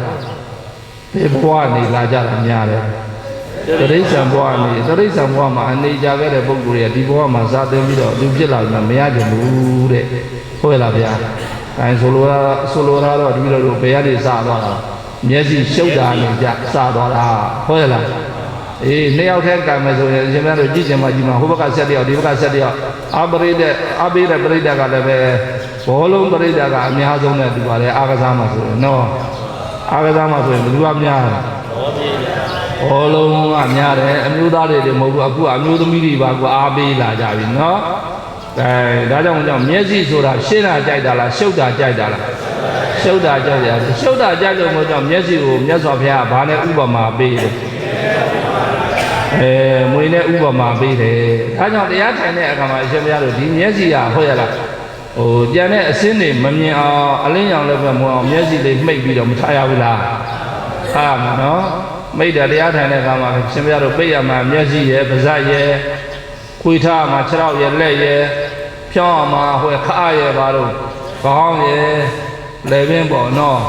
အဲ့ဒါဖြောင်းထားရမှာဒါဒီတော့အရှင်ဘုရားတို့တပည့်တော်တို့တွေတရားပေါင်းတာကြိုးစားအားထုတ်တဲ့အခါကျတော့မျက်စိဖွင့်ထားတာနဲ့မှိတ်ထားတာဘယ်ဟာကောင်းလဲမှိတ်ထားတာ မမြင်ရရာကိလေသာသူဟာသူသာပါတယ်လို့ငြိမ်းလေသည်မာကြီးဆရာတော်ဘုရားကြီးနဲ့တည်းနော်လင်္ကာလေးရေးထားရှိတယ်မမြင်ရရာကိလေသာသူဟာသူသာငြိမ်းလေသည်ဟုတ်လားကဲအစင်းလေးတခုတချို့ဟာဟုတ်လားမမြင်ရတဲ့အခါကျတော့ကိလေသာမဖြစ်ဘူးပေါ့မြင်ရတဲ့အခါကျတော့ကိလေသာမဖြစ်ဘူးလားအရှင်ဘုရားတို့တပည့်တော်တို့ရဲ့ဟုတ်ရလားဘုရားလောင်းကြီးမုဒုလက္ခဏာကြီးမြင်ပြီးတော့မလုပ်တာတော့ဇန်လျှောသွားတာငကိုယ်တော့မုဒုလက္ခဏာမမြင်ခင်ကအရှင်ဘုရားတို့မတွေ့ခင်ကဘယင်းကြီးကပဲဆွန်းလောင်းနေတဲ့အခါကျတော့ဆွန့်ကပ်နေတဲ့အခါကျတော့ဇန်လျှောလာမလျှောဘူးကိလေသာအဲ့တော့မဖြစ်ဘူးဒါမဲ့ကိလေသာမရှိဘူးဆိုလားတော့မရှိဘူးဆိုလားတော့ရှိပါတယ်နော်အနုတ္တိယကိလေသာမရှိဘူးလားရှိပါတယ်ဝိတိတ်ကမကိလေသာနဲ့ပရိယုဋ္ဌာနာကိလေသာကတော့သမထနဲ့ပယ်ထားတယ်စိတ်ထဲမှာကိုမဖြစ်ဘူးနော်ဘာမှကိုမဖြစ်ဘူးတော့စိတ်ထဲမှာကိုမဖြစ်ဘူးဒါပေမဲ့လို့ဝိသဘာကအာယုံနဲ့တွေ့တဲ့ခါကျတော့ဒီမျက်စိကဖွင့်ပြီးတော့ကြည့်မိတဲ့အခါကျတော့ဟိုကလည်းပဲထမိန်တွေ့တာနဲ့သွားတိုးတာဟုတ်နော်သွားပြီးတော့တိုးတဲ့ခါကျတော့ဇာမလျှောဘူးလားဇာလျှောသွားတယ်ဒါကြောင့်မမြင်ရရာကိလေသာပါတယ်တဲ့သူဟာသူသာငြိမ့်လေသည်တဲ့ဗျာဒါကြောင့်ဟုတ်လားမျက်စိကိုမြတ်စွာဘုရားရှင်ကိုရောမြတ်က4000ခန်းများကြည့်ပြီးတော့သွားဟုတ်လားမမြင်အပ်တဲ့အရာတွေမြင်မိမှသို့လို့မို့ကြောင့်ကြည့်မိမှသို့လို့မို့ကြောင့်နော်ကိလေသာဖြစ်မှသို့လို့မို့ကြောင့်မြတ်စွာဘုရားရှင်ကိုရောမြတ်ကဟုတ်လားအဲသွားတဲ့အခါမှာတော့ဘလောက်ပဲကြည့်သွားမှာ4000ခန်းများတော့ပဲကြည့်သွားမှာမျိုးတဲ့ဒီနေ့ဒီခေတ်အရှင်ဘုရားတို့4000ခန်းများတော့ကြည့်သွားရင်တော့ကားတိုက်လောက်တယ်နော်ဟုတ်ရလားအဲ့လိုနေရာတကာတိုင်းတော့မဟုတ်ဘူးပေါ့ဗျာနော်နေရာတကာတိုင်းတော့မဟုတ်ဘူးပေါ့နော်လူတွေကခက်တယ်ပြီးတော့တငယ်ချင်းတစ်ပါးကျောင်းသားဘောကစစ်တမ်းအောင်ပြီးတော့ွက်လာတာပေါ့လူကခပ်ပေါ်နေတယ်အစအနောက်ကလည်းဒါအတန်ဟုတ်ရလားအစအနောက်ကကိုရင်ကွတ်တဲ့အခါကျတော့လည်းနွေရာဒီကိုရင်ကွတ်တဲ့အခါကျတော့သူအစအနောက်ကမပြတ်ဘူးဒီကိုရင်အိန္ဒြေကိုမရှိဘူးဘာဖြစ်တယ်ညာဖြစ်တယ်ပေါ့လေရွာတွေကတက္ကသမားတွေကပြောအဲ့ကိုရင်စာတရိုက်သွားပြီးတော့ဟုတ်ရလား3နှစ်လောက်ရှိမှပြန်လာတဲ့အခါကျတော့သူကရွာထဲသွားလဲအဲ့ကောင်ကသင်္ကန်းလေးယုံသွားတာခဏမရှိဘူးဒီတိုင်းသွားတာအိန္ဒြေရလေးသွားအဲ့လိုသွားပြန်တော့လည်းပဲကိုရင်ဘလို့ဖြစ်လာတယ်လို့မသိဘူးမြို့ကပြန်လာကမှကြက်နာကြီးခေါင်းရိုက်ထားတဲ့အတိုင်းလူကကဲ့ရမလို့ဘူးတော့ရှင်ပြားတော့ဟုတ်ရလားစောတော့ဟာကြတော့လည်းဘာလို့စောလွန်းလို့တဲ့ဗျာအိန္ဒြေရနေကြတော့လည်းပဲအိန္ဒြေရနေကြက်နာကြီးခေါင်းရိုက်ထားတဲ့အတိုင်းလို့တမန်ကျင်းတွေကပြောတယ်ရှင်ပြားတော့ဟုတ်ပြီလားဗျာအေးဒါကြောင့်ရှင်ဘုရားတို့တပည့်တော်တို့ရဲ့မျက်စိကိုလည်းပဲတတိပညာနဲ့မထင်ရဘူးလားထင်ရမှာလားထင်ရမှာပေါ့မျက်လုံးလေးမိတ်ထားတဲ့အခါကျတော့အဲ့ဒီမျက်စိကနေပြီးတော့ဟုတ်ရလားမျက်စိဘောက်ကနေအစပြုပြီးတော့တဏှာဖြစ်သေးလားဥပါဒံဟောဖြစ်သေးလားကံဒီလည်းပဲမမြောက်တော့ဘူးပေါ့ဗျာတဏှာသမုဒိယသစ္စာမသိဘူးလားသိသလားသိပါတယ်ဝင်လေထွက်လေလေးတာရှုနေပါနော်ဒါလို့ဆိုရင်အရှင်ဘုရားကြည့်မျက်လုံးမှာရင်တော့ကြည့်တော့ကြည့်မိမှာပဲဒါပေမဲ့တတိပညာနဲ့စင်ကြင်တတ်တယ်ဆိုလို့ရှိရင်ဒီမျက်လုံးကနေပြီးတော့အရှင်ဘုရားတို့တဏှာဖြစ်ပါဦးမလားအကောင်းတဲ့အစင်ပဲတွေ့မကောင်းတဲ့အစင်ပဲတွေ့ကောင်းတဲ့အစင်တွေ့ရင်လည်းပဲလောဘမဖြစ်တော့မကောင်းတဲ့အစင်တွေ့ရင်လည်းပဲဒေါသမဖြစ်တော့ဘူးဘာနဲ့ထိမ့်လိုက်တာလဲတတိပညာနဲ့ထိမ့်လိုက်တာဒါလို့ဆိုလို့ရှိရင်ငွေကိုကျိုးနဲ့ချီရတယ်လို့ပဲအရှင်ဘုရားတို့တပည့်တော်တို့တွေမျက်စိကိုလည်းပဲကြည်တိုင်းတတိမထားရဘူးလားထားရမှာလားဒါလို့ဆိုရင်မျက်လုံးနဲ့အရှင်းနဲ့တိုက်ရင်ပါစိတ်ပေါ်မယ်ဉာဏ်စိတ်ပေါ်မယ်ဟုတ်လားအာယုန်နဲ့တွာတာတွေ့ထိပြီးတာတခြားလားဖတ်တာလားတွေ့ထိပြီးတဲ့အခါကျတော့ခံစားမှုဝေဒနာမလာဘူးလားဒုက္ခဝေဒနာလားဒုက္ခဝေဒနာလားဟုတ်လားကောင်းတဲ့အရှင်းတွေ့မကောင်းတဲ့အရှင်းတွေ့ဟုတ်လားမျက်လုံးမှာပေါ်တဲ့မြင်စိတ်ဟာမျက်လုံးမှာပဲပြက်တယ်လို့တတိထာဝရိယစိုက်ပြီးတော့ဉာဏ်ပညာနဲ့ရှုလိုက်မယ်ဆိုရင်ဟုတ်လားမြင်စိတ်ကလေးကဖြစ်ပြသိတာလေးကနဲ့မြင်စိတ်ရဲ့နောက်ကတဏှာလာသေးလားဥပါဒံဟောလာသေးလားကံဟောလာသေးလားဘာသစ္စာသေးသွားသမုဒိယသစ္စာသေးခြင်းလို့သိရတာလားမဲ့ဝင်လို့လားဒါလို့ဆိုရင်မြင်ခန္ဓာနောက်ကဘာလိုက်ရမလဲဉာဏ်လိုက်ရမယ်မြင်ခန္ဓာနောက်ကဘာလိုက်ရမယ်ဉာဏ်လိုက်ရမယ်မြင်ခန္ဓာတခြားမှာပေါ်တာလားမျက်လုံးမှာပေါ်တာလား အဲ့ဒါအထက်ခန္ဓာလားသဘောခန္ဓာလားသဘောခန္ဓာဟုတ်ရလားအနာဂတ်ကိုဆက်တဲ့ဥပါဒါနဲ့ခန္ဓာဟုတ်ရလားတဏှာဥပါဒံတို့နဲ့ဆွဲလန်းတဲ့ခန္ဓာဒီခန္ဓာကြီးကအနာဂတ်ကိုဆက်တာမဟုတ်ဘူးသဘောခန္ဓာကဘာကိုဆက်တာလဲအနာဂတ်ကိုဆက်တာဉာဏ်ညာကနေပြီးတော့အနာဂတ်ဆက်သွားတာနော်အေးဒါကြောင့်မလို့ရှင်ဘုရားတို့ဝိပဿနာရှုတဲ့အခါကျတော့အထက်ခန္ဓာကိုရှုရမှာလားသဘောခန္ဓာကိုရှုရမှာလားသဘောခန္ဓာကိုကျတနည်းအားဖြင့်ပြောရင်တော့ဥပါဒနဲ့ခန္ဓာကိုရှုရမှာပေါ့နော်အဲဒီလိုဆိုရင်မြင်တဲ့အခါမှာလည်းပဲဟိုလာကြည့်တဲ့အခါမှာလည်းပဲတတိထားဝရိယစပြီးတော့ဘာနဲ့ရှုရမလဲဉာဏ်နဲ့ရှုရမယ်နောက်နားကတော့ဘာနဲ့ဥပမာတူတယ်တော့မိချောင်းနဲ့ဥပမာတူတယ်နားကဘာနဲ့ဥပမာတူပါလိမ့်မိချောင်းနဲ့ဥပမာမိချောင်းကတော့နားရီပါရီမကြိုက်ဘူးလားကြိုက်သလားကြိုက်တယ်နားရီပါရီကြိုက်တယ်တချင်းလည်းပဲငင်းငင်းညောင်းညောင်းတချင်းလေးတွေကြတော့နားမထောင်ကြဘူးလားနားထောင်ကြသလားအခုကတော့နာယီပါတွေတွေမဟုတ်ပါဘူးစူတာလည်းပဲကြိုက်နေတာပါပဲနော်တခါတလေဘာဆိုလို့ဆိုမှလည်းမသိဘူးဘာပေါ်လို့ပုံမှန်လည်းမသိဘူးနော်စူနေတာပဲတတိယတော့တခါလေကျတော့နားရွာတဲ့ဟိုပါတော့မင်္ဂလာဆောင်တို့ဘာလို့ရှိပြီနော်ဆိုလို့ရှိရင်တော့ညဆိုတော့အဲ့တော့လဲသွားနေတဲလီသွားနေဒီဘက်ရွာအတာမကြကြလို့တဲသွားနေပါလို့ဆိုတော့ဟိုဘက်ရွာမင်္ဂလာဆောင်နဲ့တိုးချင်တိုးနေနေတာခွင့်ကြတာတိုးနေတာနော်ဟိုဘက်မင်းဘူးဘက်မှာလည်းဆရာတော်ကြီးရှိပြီအလူအတန်းရှိပြီတော့ဆိုလို့ချင်းဆရာတော်ကြီးကအမြဲတမ်းတိုးတဲသွားနေကြောင်းမကတ်တော့နော်သူကသူပဲအဲ့ဆွမ်းသားတဲ့အချိန်တွေတပိတ်ကလေးနဲ့လာပြီးတော့ပေါင်းပြန်ပြီးတော့ယူပြီးတော့တိုးတဲပဲနေတာစူတဲ့အတာမကြားနိုင်လို့ဟုတ်ရလားအေးနာယီပါရေဒါတချို့ကလည်းပဲအရှင်ဘုရားတို့ကဲမိချောင်းလိုပဲအေးစစ်စစ်နေရတာကိုမကြိုက်ဘူးလားကြိုက်သလားကြိုက်ပါတယ်ဒါကြောင့်နားကဘာနဲ့ဥပမာတူလို့မိချောင်းနဲ့ဥပမာတူတယ်ဥဝါဒနာပါရပဲနော်တချို့ကကြတော့ဟုတ်လားဟောဝါလေးကြည့်နေရမှာကျေနပ်တာဖုံးလေးကြည့်နေရမှာတချို့ကကြတော့မဟုတ်ငကြက်ကလေးနဲ့သချင်းလေးနားထောင်နေရမှာဘာလို့တာလို့ကျေနပ်တာတချင်းနားထောင်နေလို့ဆိုရင်ဟောဒီမိချောင်းကဆွဲသွားတာရေထဲကိုဆွဲသွားတာအဲ့ဒီမိချောင်းနောက်ကိုမလိုက်ရဘူးလားလိုက်ရမလားပြန်တဲ့ဟိုရလားဒွါရဘယ်နှပါတော့၅ပါးအဲ့ဒီဟိုရလားနားဒွါရနောက်ကိုမလိုက်ရဘူးလားလိုက်ရသလားလိုက်ရပါတယ်စာကြဆရာတော်အင်မတန်မှအေးတယ်ဆရာတော်နော်ဘာမှမပြောတခါမှလည်းမရှိဘူးတပည့်တွေလည်းရှိတယ်သူ့မှာဟုတ်ရလားပြီးတော့အခုဒေတာလည်းပဲအရက်ဒေတာလည်းပဲဖြစ်နေတော့မန္တလေးဟောပြီးတဲ့အခါကျတော့အသွားပြီးတော့ခရော့တာပေါ့လူရာဒီပေါ့ဗျာဘယ်လောက်တော့ကစုံလားပုံကနေလောက်ကြီးစာတနဲ့တွေကလည်းမဖွင့်တတ်သေးဘူးသွားပြီးတော့ဟောပြီးတော့ဆရာတော်လည်းဘယ်သူမှမလာဘူးထင်လို့လည်းဒီပါလေပြီးတော့ညနေ9 နာရီလောက်သွားပြီးတော့ခရော့တာပေါ့နော်တိုင်းရပေါ်မှာဟောပြုတယ်ပြီးတော့တုံးလုံးလိုက်ပြီးတော့တိမ်လိမ်ချိတ်ပြီးတော့ခွဲလာဘယ်သူမှမလာဘူးထင်လို့လည်းဒီပါလေအမလီအုံမုံချစ်တဲ့ချင်းကိုတွဲနေတာဥတပါလေဟုတ်ရလားအုံမုံချစ်တရက်လောက်ချစ်ရတာလေမရချစ်တသက်လောက်မမီနိုင်လိုက်တော့မမီနိုင်ပါတယ်တဲ့တပည့်တော်တို့လည်းပဲအောက်ပြန်ဆင်းရမလို့ထိုင်ပြီးတော့ကြောနေပြီဆရာတော်လည်းပဲတိမ်လိမ်ချိတ်တွဲနေတာနော်အဲတော့ပြီးကမှဆရာတော်တချင်းပြီးကမှဟမ်လို့ခါလိုက်တဲ့အခါကျတော့တန်းထားပြဟင်ခွေးသားလေးဘယ်လိုဘယ်တော့ရောက်လဲမလာပါဗျာဆရာတော်တချင်းဆိုသွားကြရရောက်နေတာ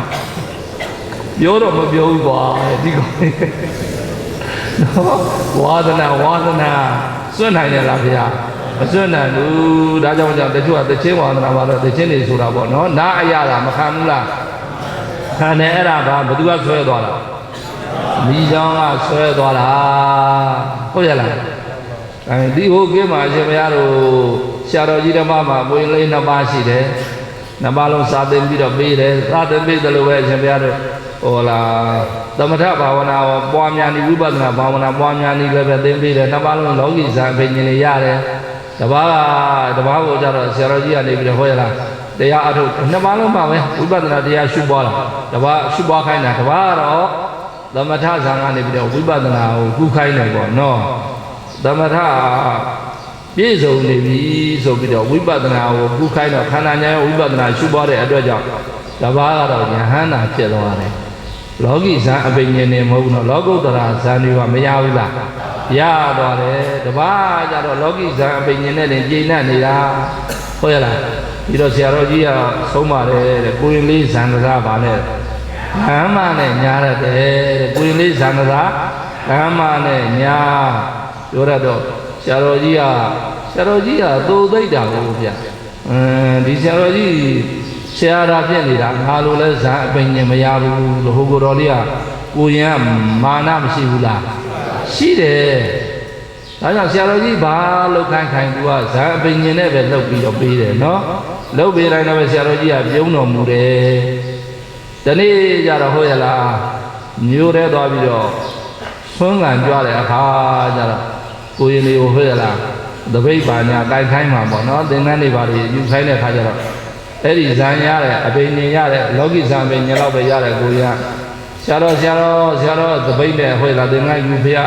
ဆရာတော်လို့တပည့်တော်ကချီချီမသွားဘူးတဲ့ကောင်းငင်အတိုင်းဇံပြန်ပြီးတော့သွားမှာဟုတ်ရလားဒါကြောင့်တပည့်တော်ကအရင်ရောက်မှာမို့ကြောင့်တပည့်တော်ကအရင်ဆွန့်ခံပြီးတော့ပြန်မှဖေရဆရာတော်အဝါတွေတပည့်တွေအဝါတွေယူပါဖေရဆိုတော့ဆရာတော်ကြီးကပြုံးတော်မူတယ်အဲ့မှာကိုကြီးကမလုပ်တော့ကောင်းငင်မောတိုင်းမလုပ်တော့တာဇံပြန်သွားတာကိုကရကန်းတယ်မှပြီးတော့တဲ့ထင်းခွေလာရင်းနဲ့ကြာပန်းချိုးရင်းနဲ့ရေကန်ထဲမှာမလုပ်နေတာရောကြာပန်းချိုးနေတာဟုတ်ရလားအဲ့မှာတချင်းတန်ကောင်းမလေးရဲ့တချင်းတန်ကိုသွားပြီးတော့အတန်ကိုမကြားဘူးလားကြားတယ်ကောင်းမလေးရဲ့အတန်နဲ့သူ့ရဲ့နားနဲ့တိုက်တော့ကိုကြီးရဲ့နားနဲ့တိုက်တော့ဘာစိတ်ပေါ်တော့ကြားစိတ်ပေါ်တယ်ဟုတ်ရလားအဲ့ဒီသုံးခုဆုံးပေးတာတခြားလားဖတ်တာလားဟာဒီအတန်လေးကတော့ကောင်းလိုက်တာကွာလို့မခံစားဘူးလားခံစားတာပါတော့ဝေဒနာခံစားပြီးတော့လိုချင်ပြန်ဟုတ်ရလားဩဒါကောင်းပါလေအတမလားဆိုပြီးတော့အဲ့အတန်းရှင်ကိုမခင်ဘူးလားခင်သွားပြီလားခင်တာပါတော့တဏှာဒါလို့ဆိုရင်ဝေဒနာနဲ့တဏှာကြားအစကပြတ်နေသလားဆက်နေသလားဆက်နေပြီဆိုတော့သွားပြီတဏှာပစ္စယပါတော့ဥပါဒနာပစ္စယဟောဘဝပစ္စယပါလေတော့ဒါဒီအနာဂတ်ထိအောင်ဆက်မသွားဘူးလားအနာဂတ်ခန္ဓာဒုက္ခရောက်အောင်ဥဆောင်ပေးမှာတခြားလားဒီတဏှာလားတဏှာဟုတ်ရလားဒီတဏှာတခြားကာလမှာဖြစ်တာလားပစ္စုပန်ကာလမှာဖြစ်တာလားပစ္စုပန်ကာလမှာဖြစ်တာဝိပဿနာဆိုတာလည်းပဲရှုရတာအရှင်ဘုရားတို့အတိတ်ရှုလို့ရပါမလားအနာဂတ်ယုံနာရှုလို့ရပါမလားဘယ်ကာလမှာပေါ်တဲ့ယုံနာကိုရှုအောင်ပစ္စုပန်ကာလမှာပေါ်တဲ့ယုံနာကိုရှုရမှာအဲနားနဲ့အတန်နဲ့တိုက်ပြီးတော့ကြားစိတ်ပေါ်လို့ရှိရင်သူတတိပညာသာရှိမယ်ဆိုရင်ခွဲလာနားမှာပေါ်တဲ့ကြားစိတ်ကလေးကနားမှာပဲပြတ်တယ်ဒါမှမဟုတ်လို့ရှိရင်ဖတ်တာပဲရှုဝေဒနာပဲခံစားမှုဝေဒနာလေးပြောင်းရှုလို့မရဘူးလားရပါတယ်ဟုတ်ရဲ့လားဩဒီတန်လေးကကောင်းတယ်နောက်ကတဏှာတော့မစွဲစီမလိုက်နဲ့တော့ဟုတ်ရဲ့လားအဲ့ဒီကောင်းတဲ့ခံစားမှုဝေဒနာလေးကိုလည်းပဲဉာဏ်လေးနဲ့တတိပညာနဲ့ရှုလိုက်တဲ့အခါကျတော့ဝေဒနာကပြက်သိတာကမဲဝေဒနာနိရောဓပါလေတော့တဏှာနိရောဓပရိစ္ဆာသမုပ္ပါဘယ်လမ်းရောက်တော့ထွက်လမ်းပရိစ္ဆာသမုပ္ပါထွက်လမ်းဆိုတာဟုတ်ရလားဒုက္ခရောက်တဲ့လမ်းလားနိဗ္ဗာန်ရောက်တဲ့လမ်းလားအေးကြည့်တဲ့အခါကြားတဲ့အခါမှာဘာနဲ့ရှုလို့တတိပညာနဲ့ရှုလို့ဟုတ်ရလားဗျာအဲတတိထားလိုက်တဲ့အခါကျတော့အဲတဏှာမလာတော့ဥပါဒံလည်းပဲမလာတော့ဘူးเนาะဒါပေမဲ့လို့အဲ့ဒီကိုရင်လေးရတော့အဲ့လိုတတိပညာကျင်းနေတယ်ပေါ့เนาะလောကီဇာပင်ញင်တော့မရဘူးလားရပါတယ်တတိပညာကျင်းနေတော့ကြတော့ဟုတ်လားဝေဒနာခံစားမှုနောက်ကနေတဏှာလာပြီးတော့ဥပါဒလာတဲ့အခါကျတော့ဇန်လျှောတော့အမဲကိုရင်ရည်စားစကားတော့ပြောတာပဲကိုရင်လည်းလက်တည်းကတော့ကောင်းသားဗျဟုတ်ရလားနွင်ထဲကိုနစ်မှကြတော့မကြဘူးတော့ဒါမျိုးကြတော့လက်တည်းကောင်းတယ်နော်ရှင်မရတို့လည်းပဲမွေမကြောက်ကင်းမကြောက်ဒါတွေကဟုတ်ရလားကိုဝါဒနာပါရင်ပြောတာပါသာသနာ့ရေဆိုလို့ရှိရင်လည်းဘောလုံးပွဲဝါဒနာပါတဲ့ပုဂ္ဂိုလ်ကဘောလုံးပွဲဝါဒနာမှာနှင်းမှလည်းမကြောက်ခုံးချတာဟုတ်ရလားပြီးတော့လည်းပဲဟင်္ဒရာမနေတော့ဘောလုံးပွဲသွားပြီးတော့ကြည့်ရခုံးချဥဒ္ဒရိုင်းမောကနေခုံးချတဲ့ခါကျတော့ဟိုကဘေးကနေပြီးတော့ကတော့ရှုံးပေါ်ကြီးကျင့်နေတာဟိုအဲ့ဘောထဲခုံးချပြီးတော့ဟိုကျွတ်တွေတွဲနေတာမသိဘူးညာဘောလုံးပွဲကျွတ်ကဟုတ်ရလား9កောင်10កောင်လောက်ရှိတယ်တွဲနေတာအမှတ်ရမန်ယူနဲ့ချယ်ဆီနဲ့ပွဲချယ်ဆီက3စီးနဲ့နိုင်တဲ့ပွဲကြီးအဲ့ဒီညသွားကြည့်တာဟုတ်ရလားအဲ့ကျွတ်တွေနောက်ကြမှာသွေးတွေထွက်ပါလေဟာဘယ်ကသွေးတွေထွက်ပါလိမ့်မလဲလို့ကြည့်လိုက်တော့ကိုယ့်ခြေထောက်ကပြည့်နေတာနော်အေးဒီတဏှာကြောက်เสียမကောင်းလားကောင်းသလား ဒီကောင်းလေးတော်တော်ဆိုလို့စွန့်ပြမယ်အစွန့်ခက်လာတယ်ဆိုတာဘယ်သူကိုပြောတာတော့တဏှာကိုပြောတာအရှင်ဘုရားတို့ဟုတ်လားဗျာအေးအဲ့မှာကိုရင်လည်းပဲဒီနေရာမျိုးကြတော့တတ်ပြီးကောင်းတယ်ရည်စားစကားသွားပြန်တယ်ကိုရင်တပည့်တော်တို့ကဆင်းရဲတယ်လူမထွက်ချင်နဲ့အေးစစ်စစ်နေပါဟုတ်ရလားပြောပြီးမဲ့မရဘူးဗျာအဲ့တော့အကိုင်းတလို့ဆိုရင်တပည့်တော်မှာအဖေရှိတယ်ဆိုတော့အဖေတန်လာပြီးတော့တောင်းဆိုတော့သွားပြီးတော့တောင်းတော့လည်းပဲဘာရှိမှာနော်သူကလည်းပဲဆင်းရဲတာဟုတ်နော်အဆင်းရဲတော့ကိုင်းလူထွက်တော့လည်းပဲရကန်းရက်ပြီးတော့ဟောမကြည့်ရဘူးလားမစားရဘူးလားစားရတယ်ဒီနေ့ကျတော့သူအမျိုးသမီးကဟုတ်လားရကန်းစင်ကိုထမင်းလာပို့တာနောက်ကြနေတဲ့ဆူတဲ့အခါကျတော့ကျမမှလည်းပဲဟုတ်ရလားဆံမရှိလို့မကြောင်သွားပြီးတော့ချီးနေရသေးတယ်ရှင်ကဘလောက်တောင်ရှားပေးထားလို့တော့ဒီမှာလည်းပဲရှင်စင်းပေးထားတာတွေကျမလည်းပဲဟုတ်လားရွှေတွေပါလေးဝေးရတာဘာဖြစ်တယ်ညာဖြစ်တယ်လည်းရှိမှာပေါ့အမျိုးသမီးကရွဲတဲ့အခါကျတော့ရက်ဖောက်တန်နဲ့ပြစ်ထဲတာမျက်လုံးမှပြီးတော့တစ်ဖက်ကကန်းသွားဟုတ်ရလားအဲ့ဒီကားကြမှာဆရာသမားဆုံးမတာကိုတတိယလား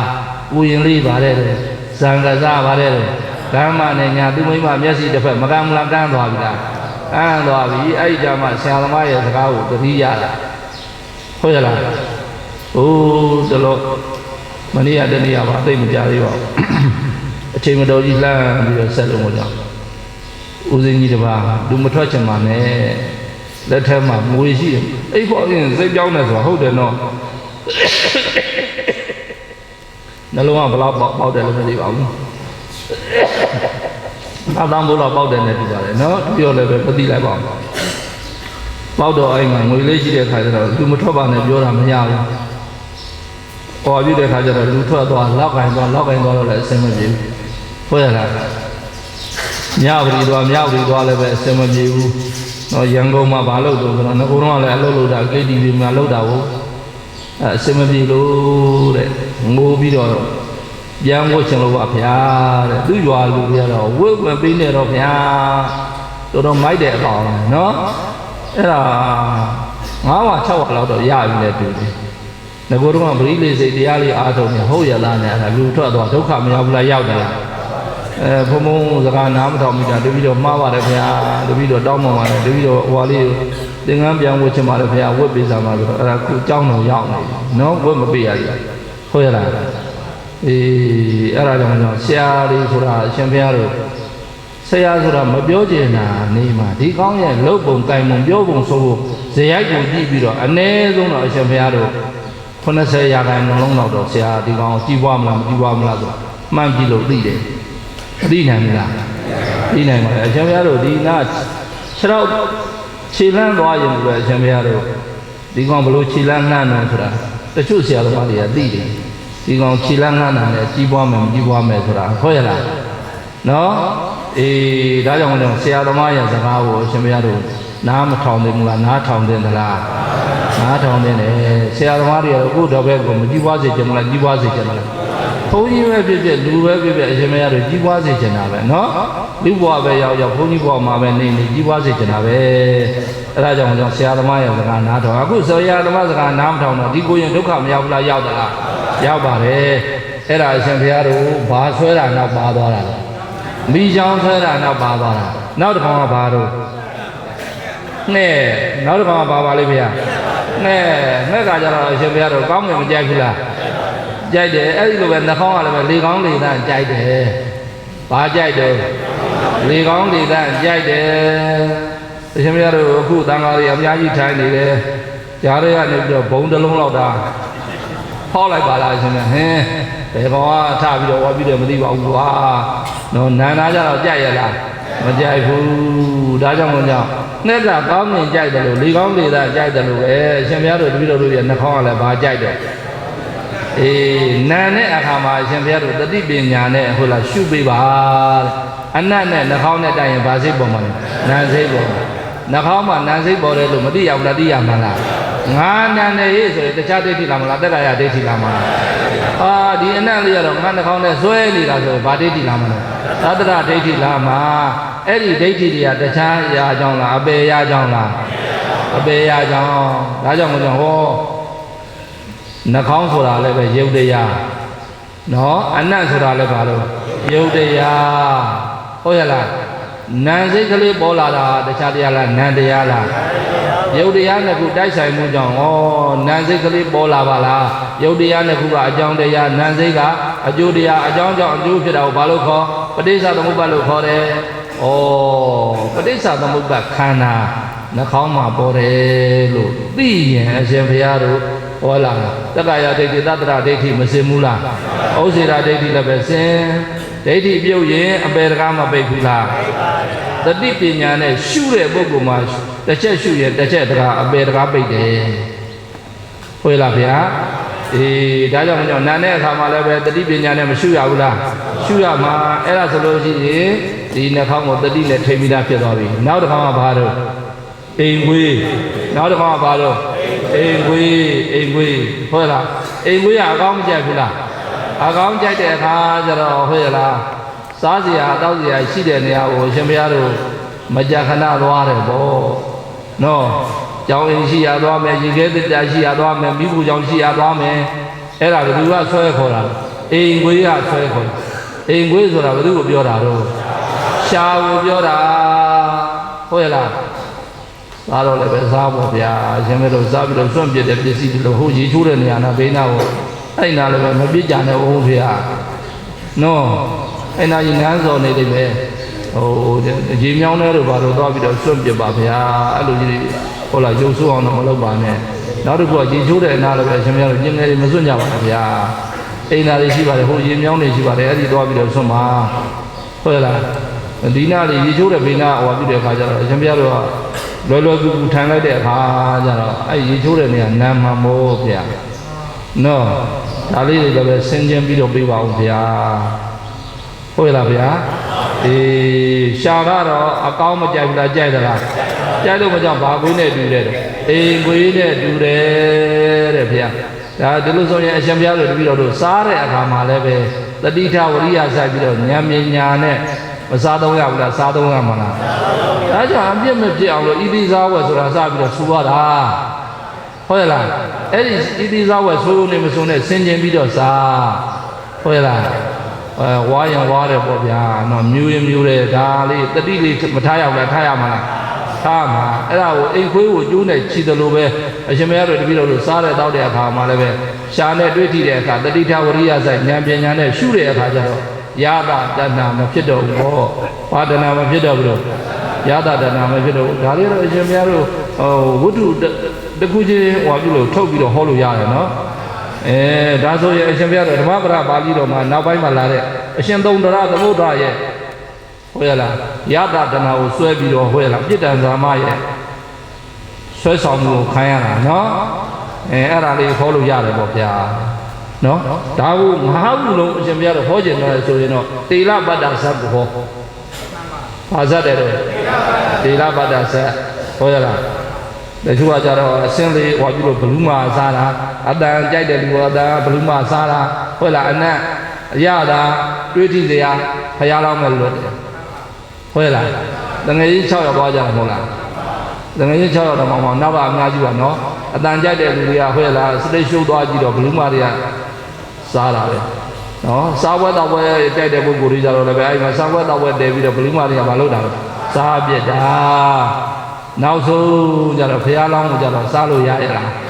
ဘုရားလောင်းမှာဘာရှိတယ်တတိပညာရှိတယ်အရှင်မိစ္ဆေကဗုဒ္ဓတရားလည်းပဲပေးရွတ်ပေးလိုက်တာ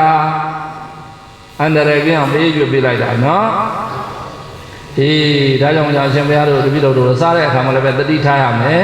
ဟုတ်ရလားနောက်တစ်ခုကဘာတော့တောကွေးဆိုတာတော့အေးကြိုက်တာတောကွေးဆိုတာဘာကြိုက်တာလဲအပုပ်အဆက်တွေစားပြီးတော့အေးကြိုက်တာဒီခန္ဓာကိုယ်ကြီးရလည်းပဲတုံးလုံးခဲနေရမှာနာနာနေရမှာကျင့်တတ်တာဟုတ်လားဗျာတပည့်တော်ဆိုမနေ့ကတော့တပည့်လေးတစ်ပါးရှိတယ်ဟုတ်လားဘုန်းကြီးကိုလာစေခြင်းနဲ့ဆိုတော့အဲ့ဒါသွားပြီးတော့တွေ့ရပဲဝတ္ထုကလည်းပဲတသိန်းယူသွားသေးတာမနေ့ကလည်းသွားကြတယ်ဟိုတစ်ပတ်ကလည်းပဲသွားကြဟိုတစ်ပတ်ကတစ်ပါးဒီတစ်ပတ်ကဘကိုးဟုတ်လားချမ်းမြေစီရမှာထားတဲ့ကိုရင်းစီသွားကြရသေးတာသွားကြတော့မနေ့ကတော့အေးကွန်းကားနဲ့အပြင်ထွက်လိုက်အတွင်းဝင်လိုက်ဆိုတော့နည်းနည်းချွေးကုန်လာမမဆောင်ကိုဖြားကျင်တယ်လို့မဖြားကျင်တယ်လို့ဟုတ်လား နော်ချွေးငုတ်တယ်လို့မငုတ်တယ်လို့ဖြစ်နေတာနော်အဲ့ဒါခန္ဓာကိုယ်နဲ့ချွေးငုတ်တယ်လို့မငုတ်တယ်လို့ဟောပြတဲ့အခါကျတော့အဲ့သုံးလုံးပဲနှဲကျင်နေတော့လားဗျာအဲ့ဒါတခြားလားအိမ်ခွေးအတော်ခွေးလားတော်ခွေးဆွဲရခေါ်တာတော်ခွေးကအိပ်ရတဲ့ဆွဲတာဘယ်လိုဆွဲတာတော့အိပ်ရတဲ့ဆွဲတာအဲအိပ်တဲ့အခါမှလည်းပဲရှင်မြတ်တို့တတိထဝရိယဆိုင်ဉာဏ်ပညာလေးနဲ့မအိပ်ရဘူးလားအိပ်ရမှာပေါ့နိုးတဲ့အခါမှလည်းပဲတတိဝရိယနဲ့နိုးတဲ့ဟုတ်ရလားနောက်တစ်ခါမှဘာတော့မြောက်စိတ်ဆိုတာကမြောင်းတဲ့သူလေစိတ်ဆိုတာအငြိမ်နေရဲ့လားမနေပါဘူးဟုတ်ရလားစိတ်ဆိုတာအငြိမ်မနေဘူးနော်ဓမ္မကြီးတယောက်ကတရားထိုင်တဲ့အခါကျတော့ဘယ်လိုမောဘုန်းကြီးကလည်းပဲသတိပေးရင်းနဲ့ကြည်နေတယ်ကြည်နေတော့ဓမ္မကြီးကတရားထိုင်နေပြုံးလာတဲ့အခါကျပြုံးရုံနေမဟုတ်လေနောက်ဆုံးတော့သူကရည်လိုက်သေးတယ်အဟိလို့ရည်လိုက်သေးရတယ်ဟုတ်ရလားအဲ့တော့ဘယ်လိုမောဘုန်းကြီးကငါဓမ္မကြီးတော့တရားတော်မိနေနေတူတယ်တရားခေါ်စီအောင်ပါပဲဆိုတော့တရားထိုင်နေပြီးတော့စင်ကြမလျှောက်ခိုင်းမဲ့ဓမ္မကြီးလာပါဦးဆိုပြီးတော့ဟုတ်ရလားဓမ္မပရိကအကြောင်းတော်မှာခေါ်ပြီးတော့တရားစစ်တာပေါ့ဓမ္မကြီးစောတော့ခင်ဗျာတရားထိုင်နေလည်းပြုံးနေတယ်ပေါ့နိုင်ဝက်လောက်ရှိတော့ပြုံးနေတယ်တရားတော်မိနေပြီလားလို့မေးအရှင်ဘုရားရဲ့ဘယ်တရားမိရမှာတော့ငငယ်အကြောင်းလေးတွေးပြီးတော့တပည့်တော်ရည်ရှင်လို့ဘုရားလို့ပြောဘုန်းကြီးကလည်းဘာဖြစ်လို့တော့ဓမ္မကြီးငငယ်ကဘလို့အကြောင်းတွေရှိတယ်လို့အရှင်ဘုရားလို့ပြောတယ်တပည့်တော်ရဲ့ရည်စားကိုတပည့်တော်ကိုလာပြီးတော့ခိုးခိုင်းလိုက်တာအထုပ်ပိုးတွေပြင်ထားမယ်ငါရဲ့အခန်းကရင်ပေါက်ကလေးခဲနဲ့ထူလိုက်လို့ရှိရင်ငါအထုပ်ပိုးနဲ့ဆင်းလာမယ်လို့ပြောတယ်အဲ့ဒါလာပြီးတော့ခိုးတာတပည့်တော်ကရင်ပေါက်မထူပဲတဲ့ဗျာဘာသာကျော်ကသွတ်ပေါ်ကိုခဲနဲ့ပြည့်တယ်လို့အဖေနိုးလို့မို့ကြောင့်ဓာတ်နဲ့လိုက်လို့ဗျာလို့ပြောတယ်ဟုတ်ရလားတပည့်တော်လည်းပဲယောက်ျားမရဘူးသူတည်းအောင်မျိုးကြီးသူလည်းပဲမျိုးကြီးအဲ့ဒါကိုတွေးပြီးတော့ညီကျင်လို့ဗျာလို့ပြောတယ်နော်ယုံလူကတော့ရိတ်တာစိတ်ကတော့ဗါတဲ့အိမ်မှာလူကတော့ရိတ်တာစိတ်ကတော့အရှင်ဘုရားတို့ကျတော့လူကတော့ရိတ်တာစိတ်ကကြတော့ကြောင်းမှာဆရာတော်ဥပ္ပိုဒိတာချပြီးတော့ကြာဘူးတာပဲလူကတော့ရိတ်တာစိတ်ကတော့အိမ်မှာထမုံကင်းဟုံကင်းထုံပြင်းတဲ့ယောဂီပါထမုံကင်းဟုံကင်းဆိုတာဗါတဲ့တော့သမင်းကုန်ဟင်းကုန်တဲ့ဗျာဘာကုန်ပါလဲဗျာသမင်းကုန်ဟင်းကုန်အဲ့ဒီလိုတွေးနေတဲ့အခါကျတော့ရှင်ဘုရားတို့နော်မြောက်ကဥဆောင်နေတာဘာဥဆောင်နေတာတော့မြောက်ကဥဆောင်နေတာဒကာကြီးတယောက်ကြတော့ဟောလားစစ်ထွက်ကြီးနဲ့တူပါတယ်နော်သူကတရားထိုင်ရင်နဲ့ဟေးကောင်နေပြစ်နေပြီဝုတ်တဲ့ဒီလိုပြစ်နေကျန်တဲ့ယောဂီတွေပါကွာဟာဟိုနေဒိုင်းဟာမှတ်သွားပြီကွာတဲ့သူကလဲပလိုက်သေးတာဗျာဩဒကာကြီးအစစ်ထွက်ကြီးတဲ့တူတယ်အကြောင်းလားစစ်တိုက်လည်းရှိမှာပေါ့တရားထိုင်နေတယ်ဟုတ်ရဲ့လားဘာဆွဲခေါ်သွားတာတော့မြောက်ကဆွဲခေါ်သွားတာဒါကြောင့်စိတ်ကဘာနဲ့တူတာတော့မြောက်တယ်အရှင်ဘုရားတို့ဟိုမှာဆရာတော်ဥဒိဋ္ဌိတရားဟောတယ်ဆရာတော်ကြီးတရားဟောတယ်အရှင်ဘုရားတို့နောက်ကကြည့်လိုက်တချို့ဟွာလေးတွေမဲဖုံးပွင့်ပြီးတော့ဂိမ်းဆောင်နေတဲ့ဘုရားရှိသေးတယ်မြင်တယ်တူတော့ဟုတ်ရဲ့လားစိတ်ကဘယ်ရောက်နေတာတော့ဂိမ်းစီရောက်နေတာဘာဆွဲခေါ်တာပါလာတော့မြောက်ဆွဲခေါ်တာပါတော့တာဒါကြောင့်ပြောစိတ်ဆိုတာဘာနဲ့တူတာတော့မြောင်းတဲ့တူတယ်အဲ့ဒီအရှင်ဘုရားတို့တတ္တဝါ6កောင်လုံးကိုကျိုးနဲ့ခြိထားရတယ်ပဲဓွာရ6ပါးကဖြစ်လာတဲ့ဟုတ်ရဲ့လားတွေ့ကြုံလာတဲ့အရာသတိထားဝိရိယစိုက်ပြီးတော့ဉာဏ်ပညာနဲ့မရှိရဘူးလားအဲ့ဒီဓွာရ6ပါးမှာပေါ်တာတခြားလားသဘောခန္ဓာတွေလားသဘောခန္ဓာတွေဒီလိုဆိုလို့ရှိရင်မြင်တဲ့အခါမှာမျက်လုံးနဲ့အဆင်းနဲ့တိုက်ရင်ပါစိတ်ပေါ်မယ်မြင်စိတ်ပေါ်မယ်မြင်စိတ်တခြားမှာပေါ်လာလားမျက်လုံးမှာပေါ်လာလားအဲ့ဒါတခြားခန္ဓာပေါ်လာလားသဘောခန္ဓာပေါ်လာလားမြင်ခန္ဓာ၅ပါးမျက်လုံးမှာမြင်ခန္ဓာ၅ပါးပေါ်တယ်မျက်လုံးမှာပေါ်တဲ့မြင်ခန္ဓာ၅ပါးဒီမျက်လုံးမှာပဲမပြည့်ဘူးလားဒါလို့ဆိုရင်မျက်လုံးမှာပေါ်ပြီးတော့ပျောက်သွားတဲ့အတွက်ကြောင့်မြင်စိတ်ဒီတခြားသစ္စာလားဒုက္ခသစ္စာလားဒုက္ခသစ္စာဟောဒီရှုတဲ့မြင်တဲ့ဉာဏ်ကမေဃသစ္စာဒါလို့ဆိုရင်သုံးအဝက်ကနေပြီးတော့နှစ်အဝက်ကူးသေးလားနှစ်အဝက်ကတရားတွေအားလုံးမသေးဘူးလားဒိဋ္ဌိတွေမသေးဘူးလားဒိဋ္ဌိတွေသေးသွားတာတခြားသစ္စာသေးတာလားသမုဒိယသစ္စာသေးတာလားသမုဒိယသိတော့ဒုက္ခမငြိမ်းဘူးလားဒုက္ခငြိမ်းတာဘာသစ္စာនិရောဓသစ္စာဟုတ်ရလားဗျာအရှင်ဘုရားတို့ဒါလည်းပဲဒီဓွာရ6ပါးကိုဟုတ်ရလား အာယရဏ6ပါးကိုလည်းပဲအဲ့ဒီလိုလေးတွေဥပမာနဲ့လည်းပဲဟောလို့ရပါတယ်ဆိုတဲ့အကြောင်းပြောကြရင်လည်းသာဓုခေါ်တော်ကြပါစို့ဗျာသာဓုသာဓုသာဓုပါဗျာ